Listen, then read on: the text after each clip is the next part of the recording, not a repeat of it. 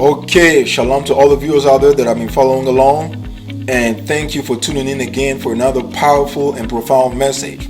And today's episode number 2, part 1, and the topic is the Bantus, Negroes, or the lost tribes of Israel. The 12 tribes of Israel spoken of in the Bible are the Bantus of the world today. So that's what we're going to touch on in today's lesson. And the topic is going to be divided into 4 sections. So the section number 1 is going to break down the genealogy of Israel. So for those who are just coming to this knowledge, you're going to get the understanding of the 12 tribes of Israel. In section number 2, we're going to uncover the historical figure of the Israelites. We're going to go inside of the Bible and see what these people look like. In section number 3, very important, I'm going to explain the migration of the Israelites and the migration of the Bantu. And we're going to make a comparison. And what you're going to come to realize is that the so-called Bantu expansion is nothing else but the Israelite migration from Israel into Africa. And under the same section, we're going to talk about the various captivities that the Israelites have ever been into. And further down, I'm going to break down the first wave of migration as well as the second wave of migration of both Bantus and Israel. And last but not least, section number 4, we're going to uncover the true identity of the so-called Jews that are living in the land of Israel today, also known as the Ashkenazi Khazars. What you're going to come to realize in this video is that these people have nothing to do with the biblical Israelites. They are just imposters. So basically, those are the 4 points that we're going to touch on in today's lesson. Without further ado, let's get into it. So basically, this is the genealogy of the 12 tribes of Israel. I'll put it in the form of a diagram so we can go over very quickly, because there's a lot of verses that go into this. As also we cannot go over every single verses because it's time consuming. So you can read it for yourself. I'll put the verses under the name so you can read it for yourself. So basically, in the previous video, we talked about the other son of Noah after the flood, Ham, which is the progenitor of the dark races, but not the Negroes. So today's topic is going to be focused on the Negroes, which we're going to find out that are the Bantus, and also the 12 tribes of Israel, the same exact people.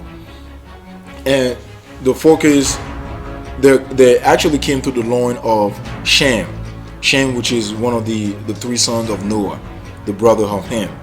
And what I want you to understand about the diagram is the promise was only given to Abraham, Isaac, and Jacob, who came through the loin of Shem, basically.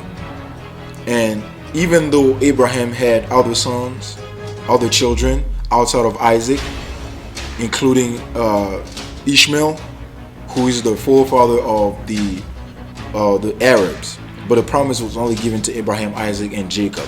And down the line, Jacob, his name was changed to Israel, and he begot 12 sons, which became known as the nation of Israel. And initially, the kingdom of Israel was under the rulership of King David. It was only one nation.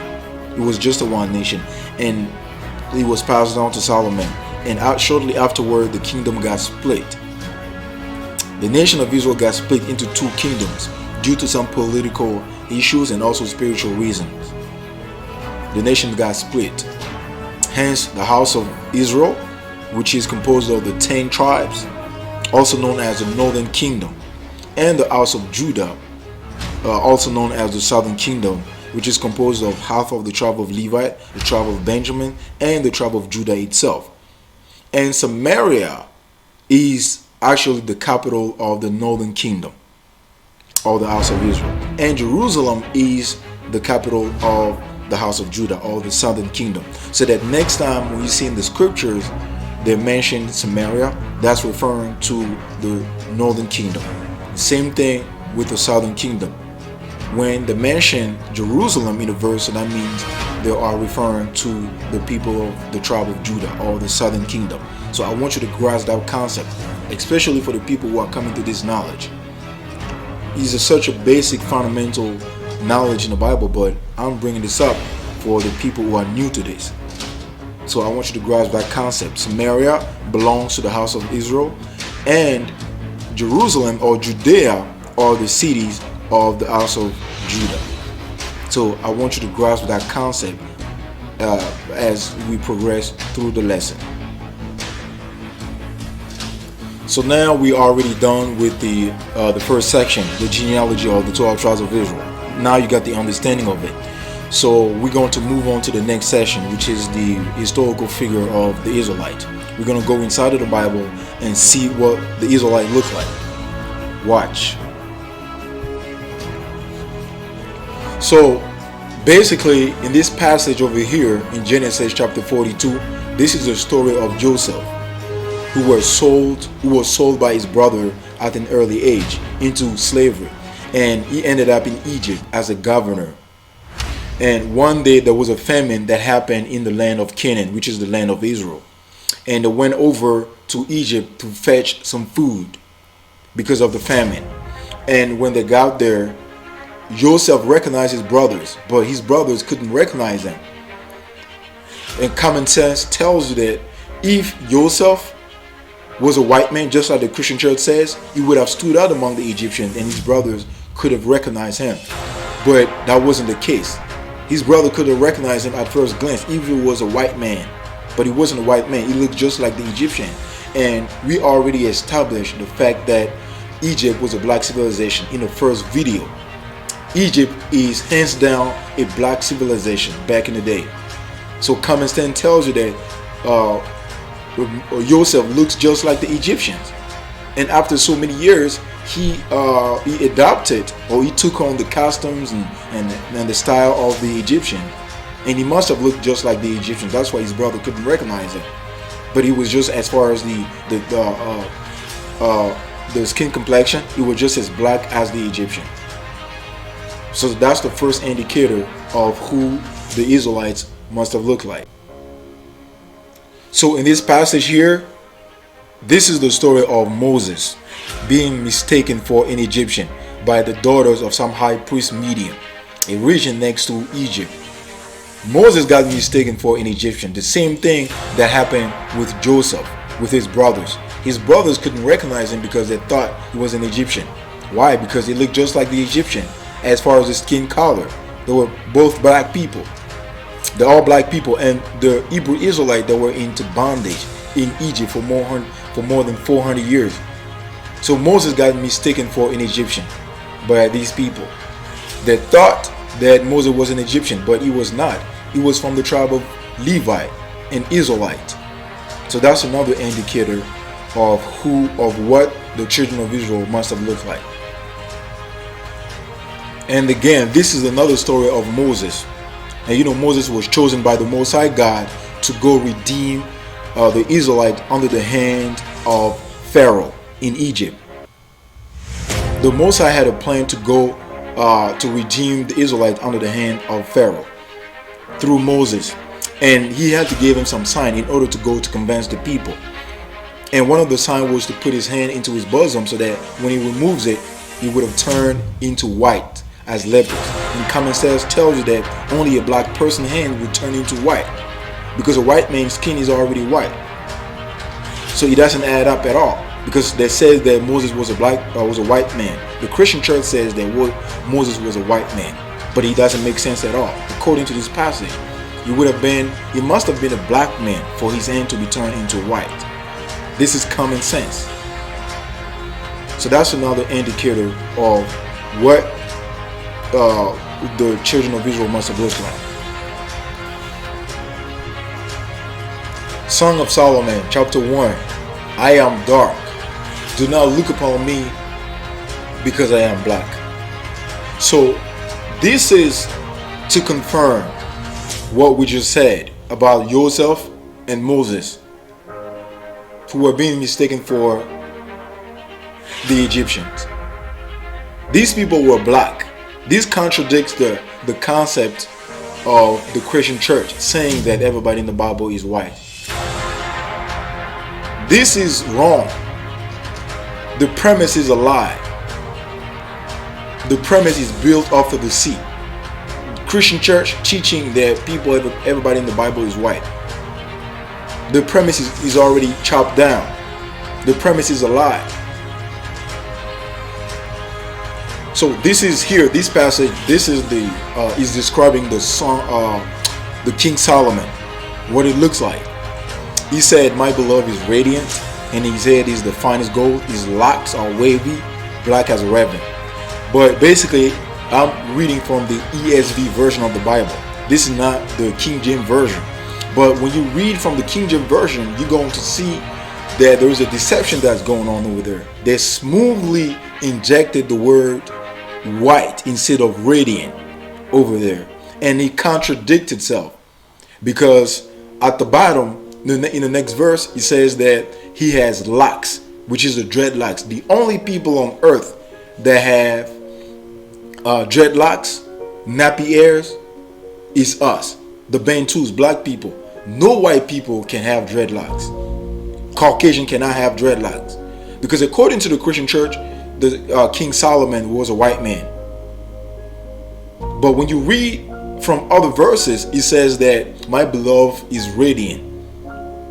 In the ESV version, it says radiant, and in the other scriptures, version of the Bible called the scriptures, it says dazzling, which means very attractive and handsome. That's what it means. And he had dreadlocks. The only people that have dreadlocks on earth is black people. So you see how they're deceiving the people with the King James version.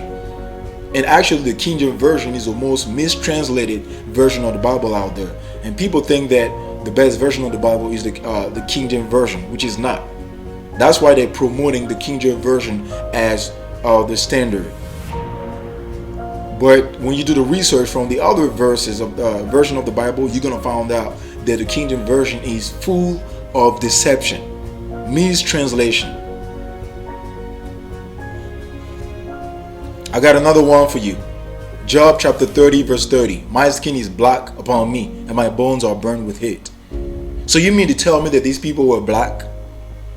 You mean to tell me that these people were actually black? The people of the Bible are black, and that the Bible is a black history. That's what you mean to tell me? And that the white people have nothing to do with that. So that's why the people that are hang on to the Bible are the black people, the Bantus. They hang on to the Bible more than everybody else. You talk about God to a white person, nah, he's gonna look at you crazy. Boom. There you go again with another Israelite being mistaken for an Egyptian.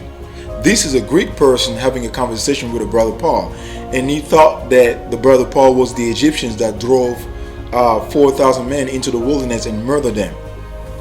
He confused them with an Egyptian.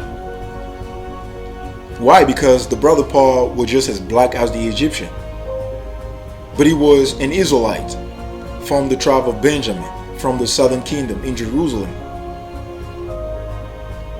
Same thing with Moses and Joseph. The Bible is a black history, man. It has nothing to do with the white people. That's why we can't relate to it. That's why we're still hanging on to the Bible, because it was written by our people and it's written about our people. That's why we're still hanging on to the Bible. We still believe in the Messiah, even though he's a false Messiah. But you can feel like there's an affinity between you and this character. This is common sense. There's nothing personal. So now we already understand the idea behind the 12 tribes of Israel, the two kingdoms who got split, and we also established the fact that these people were black. No doubt about it. We're black people. So now what we're going to do is to go into the definition of Ham, who is the progenitor of the dark races but not the Negroes. So we're going to break down, we're going to find out exactly which set of black race on earth represent the Negroes. That's what we're going to find out before we delve into the migration. Negro. Around 1442, the Portuguese first arrived in southern Africa while trying to find its sea route to India. The term Negro, literally meaning black, was used by the Spanish and Portuguese as a simple description to refer to the Bantu people that they encountered. You see, now you get the clear understanding on the word Negro and Bantu. Those are the same exact thing. That's how they used to identify the Bantus that were in Africa. That was the beginning of the slave trade when they came down there to look for the Bantus to slave them. They identify them as, they refer to them as the Negroes, who were different from the other black races in Africa. And the other black races in Africa, who are the Hamites, they are the indigenous people of the continent before the Israelites or the Bantu migrated into Africa. That's essentially what happened. So the term Negroes stands for Bantu.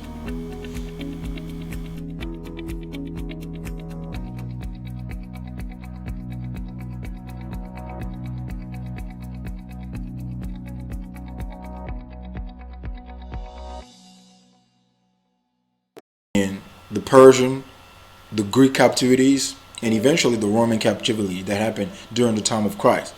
During the time of Christ, the land of Israel was already under the rulership of the Romans. But the other captivity happened before him. And what I want you to understand is that the first wave of migration of the Israelite happened during the Assyrian captivities. And it was only the northern kingdom that went into that particular captivity. The southern kingdom was left in Israel, in Jerusalem. Only the northern tribe was carried away into Assyria. And after that, when you study the Bible, once they were gone, they never came back again. They never came back. They were actually lost. When you study the Bible, the 66 books of the Bible doesn't tell you exactly where they went, but they never came back. You never heard about them again in the Bible once they left. And it was only the tribe of Judah that was left, the southern kingdom that was left behind, all the way up during the time of Christ. It was only the southern kingdom. The northern kingdom was not mentioned after that. So that's what we're going to find out. We're going to find out exactly where they went. But before that, we're going to go inside of the Bible and to back up everything that we said so far about the Assyrian captivities. Let's find out in the Bible. 2 Kings chapter 17 is telling you that the king of Assyria invaded the land and came to Samaria. You remember I talked to you a little earlier about this Samaria being the capital of the northern kingdom. He came and then he surrounded the city, and then eventually he captured the Israelite, the northern kingdom, and then he carried them away into Assyria, and he placed them by the river of Gozan in the cities of the Medes. And the Most High was very angry with Israel because of their transgression, and he removed them out of his sight, and none was left by the tribe of Judah only. Just like I said, only the southern kingdom was left alone in Israel. The northern kingdom was gone. Let's get some more. And the Lord rejected all the descendants of Israel, and then afflicted them and gave them into the hand of the plunderers until he had cast them out of his sight. And basically, when they went to exile into the land of Assyria, nobody was left in Samaria. So they placed other people in the land. Other people occupied the land of Samaria instead of the Israelite. You remember, Samaria is the capital of the house of Israel, the northern kingdom. So they brought in other people to occupy the land instead of the Israelites, because the Israelites were already carried away into Assyria. So now we're about to get into the deep water now. Ever since they were gone, they never came back. You never heard about them in the Bible. But we're going to find out exactly where they went, because it says that the Israelites were carried away into Assyria. And when you study the Bible, after that, it was only the tribe of Judah or the northern kingdom that was mentioned all throughout the Bible after the Assyrian captivities, all the way up till the time of Christ. So now we're gonna find out exactly where they went. And so what we're gonna do is we're going to go inside of the Apocrypha. You remember I told you that the Apocrypha is a set of books which are part of the Old Testament that were removed by the Christian church. And now you're gonna understand why they removed these books. One of the main reasons why they removed the books, it was to actually hide the identity of the black people, of the Bantu in the Bible. That's why they removed them. So now let's go into the Apocrypha and find out exactly where the northern tribe ended up, where they ended up to. We're going to find out the location, because the Apocrypha is giving you the account of the final destination of the northern tribe, of the northern kingdom. The Apocrypha is giving the account of the final destination of these people. So now let's find out. Second Ezra chapter 13 verse 40 to 46. Those are the 10 tribes which were carried away prisoners out of their own land into the time of Hosea the king, whom Shalmaneser the king of Assyria led away captive, and he carried them over the waters, and so they came into another land. So this is the same exact thing that we just read in the second King chapter 18, the same exact thing. They came into another land. The other land that is referring to is the cities of the Mede. Verse 41. But they took this counsel among themselves, that they would leave the multitude of the heathen and go forth into a further country where never mankind dwelt, that they might there keep their statutes which they never kept in their own land. And they entered into Euphrates by the narrow places of the river. For the Most High then showed signs for them, and held still the flood till they were passed over. For through that country there was a great way to go, namely of a year and a half, and the same region is called Azareth. Then they dwelt there until the latter time. So now let's break down these verses.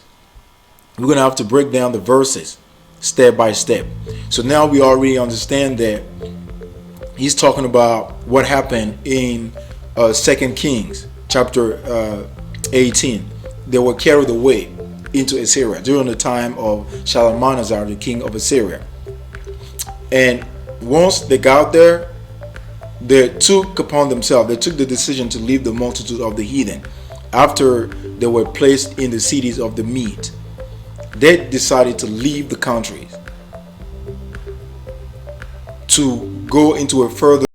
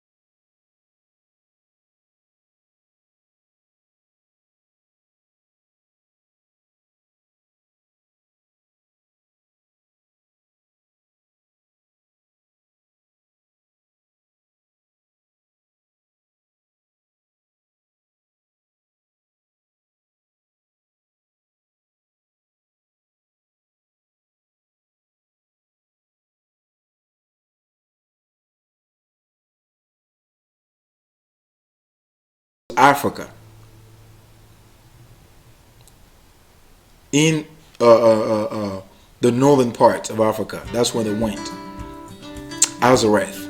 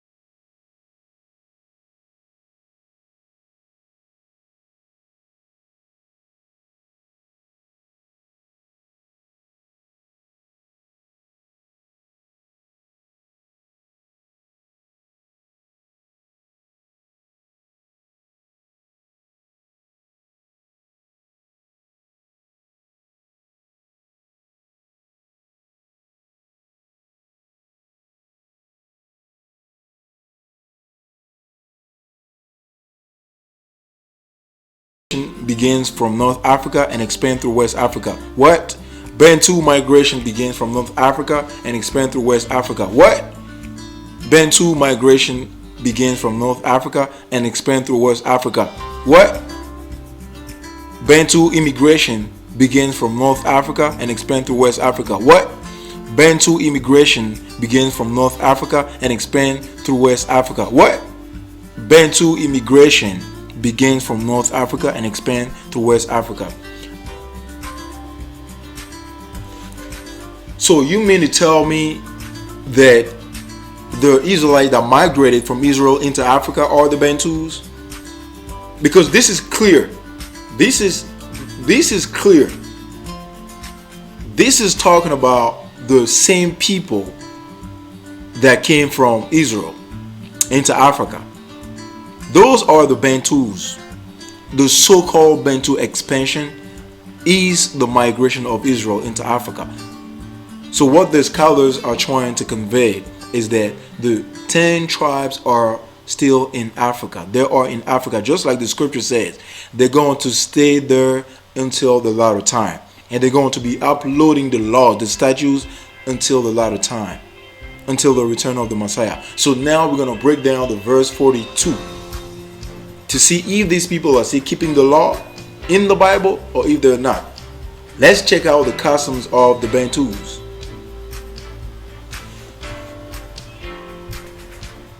Let's go into the Bible. We're going to check out the customs of the Bantus of the world today to see those who are living in the land of Africa. We're going to see if it matches up perfectly with the statutes that are written in the Bible. We're going to check if the scripture is accurate, because the scripture said they're going to be dwelling there until the latter time, until the Messiah comes back, and they will be uploading the statutes. They will be keeping the law, the statutes, some of the statutes, until the latter time. So let's check the customs of the Bantus, and we're going to make a comparison with that of the Bible. Watch. Man, when you open up the Bible, especially the Old Testament, you're going to see the customs of the Bantu written all over. You're going to see the customs of the people of the Bantu written all over. The Bantus are practicing the statutes of the Most High without even knowing it, just like the scripture says in Esdras. And that's why they removed the books from the Bible, to hide the true identity of these people.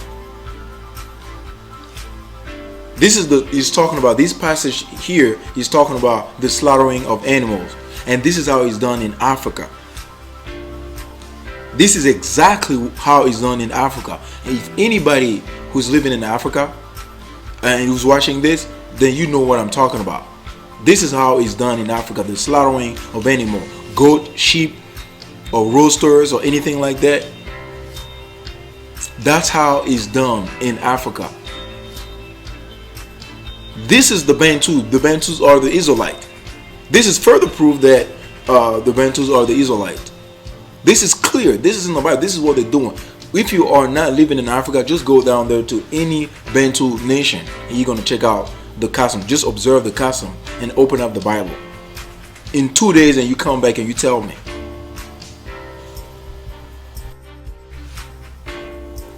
Boom. This is another one. This one is referring to the customs of the Bantus regarding the virgin. If a man defiles a virgin woman, and if they happen to be found by the parents, what's going to happen? The people that are living in Africa, the Bantu people, you already know the answer. You're going to be taken up to the chief of the neighborhood, and they're going to want to confront you. The parents are going to want to confront you. You're going to be paying for the blood that has been shed. And if her parents doesn't want you to be with her anymore, you're still going to pay for it. Either way, you're going to have to pay for it.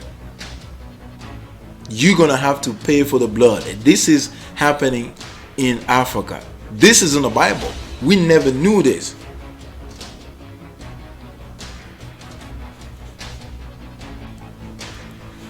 Here's another one. This is the diary. I'm not going to dwell on this too long because this is something very obvious among the Bantu nation. The diary, which is the traditional marriage. The Bantus are well known for doing this. They're notorious for doing it. This is our culture.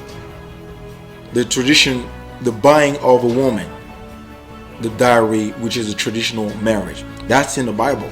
Not the European, not the so-called European marriage that they impose on us. And you got to ask yourself, why don't they don't practice the diary? Just like I mentioned earlier, the white people, they cannot relate to the Bible because it doesn't. The Bible is not the white history; it's a black history. Just like you realizing right now, all the customs that are in the Bible, the black people, the Bantu in Africa, they're doing this. The diary is the traditional marriage. This is what is recognized by the Most High, not the so-called European marriage. Here's another customs of the Bantu people find in the Bible, the circumcision. And this is something, if you are somebody from Africa, then you know what I'm talking about. In Africa, if as a man, if you are not circumcised, you are not considered as a man. Let me say it again. If you are not circumcised, you are not considered as a man. That was the commandment that was given to Abraham by the Most High, and that will be an everlasting covenant. But you have other people outside of the Bantus that are also doing this, which are the Ishmaelite, the Arabs, the black Arabs. They're also doing this because the commandment was given during the time of Ishmael. At this time, he was also there, and he got circumcised as well. So that's why you're seeing the Muslim are doing this. The Muslim are doing this because Ishmael was over there, and Ishmael is the forefather of the Arabs. So I want to put this out real quick, but just to show you that this is one of the customs of the Bantus in the Bible, which are the Israelites. Let's get some more. So that next one passage over here is very deep. This is very interesting custom, and this is actually one of the things that my tribe in Africa, the tribe that I belong to, is actually doing it. They are practicing this custom to this day. This is the tribe in Africa called the Yakoma tribe in Central Africa. You can, if you meet anybody from Central Africa, and if they happen to be from this particular tribe, Yakoma tribe, then they're going to tell you. The Yakoma people are still practicing to this day, along with the other the custom that we just went over. This is a very interesting custom that are being kept by the people of the Most High, which are the Bantus in Africa. They're still doing this, and this is actually the patriarch Judah himself, who actually he gave his daughter-in-law to one of his other son, because the one that was married to his daughter-in-law passed away. So because they didn't have any child together, so he wanted his other sons to begot children on behalf of his deceased son. And this is what the people of the Yakuma people are doing this in Africa. So let's say, for example, I got a brother, a small, a younger or elder brother, and then one day it just happened to pass away. And before I passed away, I didn't get the chance to have a child with my woman, with my wife. And what the people are going to do is, if they want to do this, they can do it. They're going to purify my wife, and they're going to hand her over to my younger or elder brother, so he can begot children of my behalf. The people, Yakuma people, are doing this. These are the people of God. These are the people of the Bible. They're doing it without even knowing that this is in the Bible.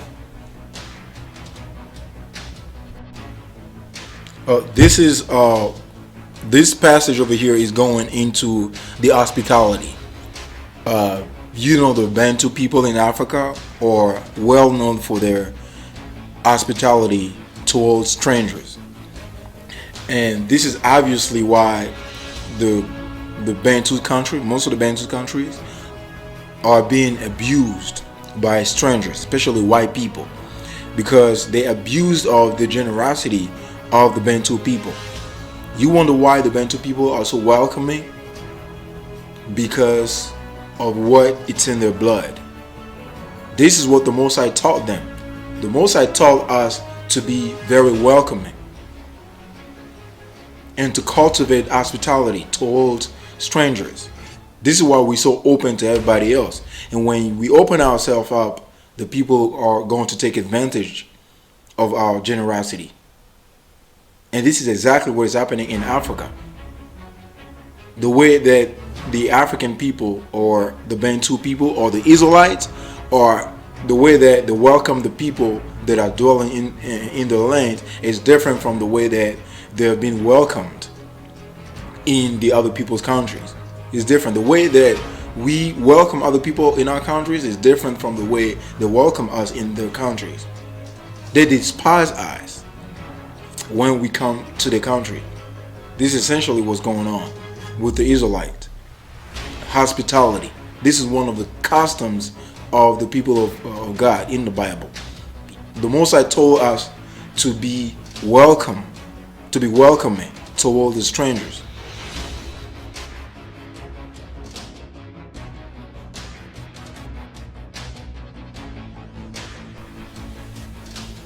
On the basis of comparative studies between the dynastic tradition of the Oyo Yoruba and ancient Near Eastern history, the present article argues that Yoruba tradition of provenance claiming immigration from the Near East are basically correct. According to the Yoruba tradition, the ancestral Yoruba saw the Assyrian conquest of the Israelite kingdom from the 9th and the 8th centuries BC from the perspective of the Israelites. After the fall of Samaria in 722 BC, they were deported to eastern Syria and adopted the ruling Assyrian kings of their own. The collapse of the Assyrian Empire is, however, mainly seen through the eyes of the Babylonian conquerors of Nineveh in 612 BC. This second shift of perspective reflects the disillusionment of the Israelites and Babylonian deportees from Syria, Palestine, towards the Assyrian oppressors. After the defeat of the Egypto-Assyrian forces at Carchemish in Syria in 605 BC, numerous deportees followed the fleeing Egypto-Assyrian troops to the Nile Valley before continuing their migration to sub-Saharan Africa. See, the scholars, they've done the research on the Yoruba tribe, extensive research. They compare the traditions of the Yoruba tribes and they've matched them up with the biblical tradition of the Northern Kingdom. and they came to the conclusion that the migration of the Yoruba tribe is actually linked to the migration of the Israelite, of the northern tribes that went into the Assyrian captivities. So if you don't know anything about the Yoruba tribe is actually a Bantu tribe in Africa, specifically in Nigeria. And the scholars, they've done an extensive research on the Yoruba tribe, and they conclude that the Yoruba tribe migration is actually linked to the migration of the northern kingdom of Israel.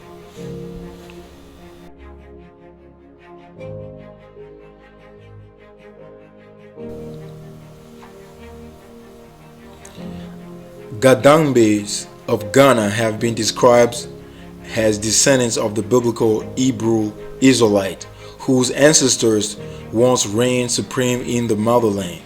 The ancestors of the Gadangbe were ruled by Ulome, the high priesthood. Gadangbe claim through their oral history that they are descendants of the ancient Hebrew Israelites and call themselves Yudafor, meaning they are Jews. The book discusses Gadangbe customs and traditions, including the Homo Wo festival, circumcision and outdooring, sanctification, and the child after birth, all traditions of Hebraic origins. This history book traces the origin of Gadangbe and their migration from ancient Israel to Ghana following the attack on Israel by the Assyrians about 700 years before Christ. There you go again. This is another Bantu tribe that reside in Ghana specifically. The scholars also have done the research on this tribe, the Gadangbe tribe, and they came to the conclusion that the Gadangbe is also linked. Their migration is also linked to the migration of Israel, the house of Israel, which fled, which went into the Assyrian captivities before some 700 years ago before Christ. This is the same exact thing with the Yoruba tribe. So now we know for a fact that the Bantu migration is nothing else but just the migration of the Israelite from Israel into Africa. The first migration that happened before Christ is actually the migration of the northern kingdom of Israel after the Assyrian captivities all the way down to North Africa. We know that for a fact.